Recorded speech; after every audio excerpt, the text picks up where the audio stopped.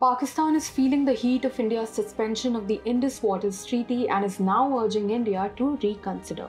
According to media reports, Pakistan has expressed willingness to discuss India's objections to the treaty, and that's after two earlier notices from India in 2023 and 2024 that were ignored. But India's stand? Still undeterred. India has affirmed no treaty talks until Pakistan ends its support for terrorism. Terror और top एक साथ नहीं हो सकते और पानी और खून भी एक साथ नहीं बह सकता. India says Pakistan's continued support for cross-border terrorism has broken the spirit of the treaty. The original deal gave 70% of Indus River system's water to Pakistan and only 30% to India, even though a major portion of the rivers originates in India. India has long viewed this and now wants to fully utilize its share.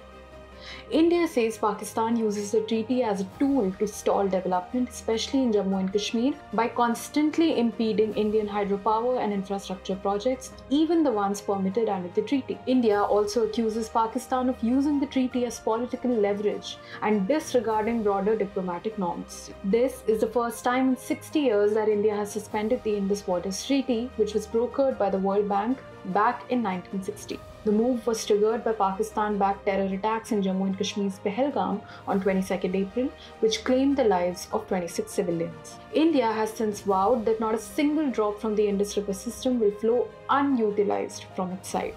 A three-tier strategy devised by the Cabinet Committee on Security has already kicked in. It includes short-term, mid-term and long-term plans to use every drop of water flowing through India, especially from rivers like Chenab and Jhelum. India is also stepping up construction of stalled hydroelectric projects and dams. Meanwhile, Pakistan says the irregular water flow is affecting farms and fields ahead of the crop season in the country. So what happens now? In the world of diplomacy, this issue is about more than just water politics. It's a high-stakes power play. Stay with us for further developments on this story.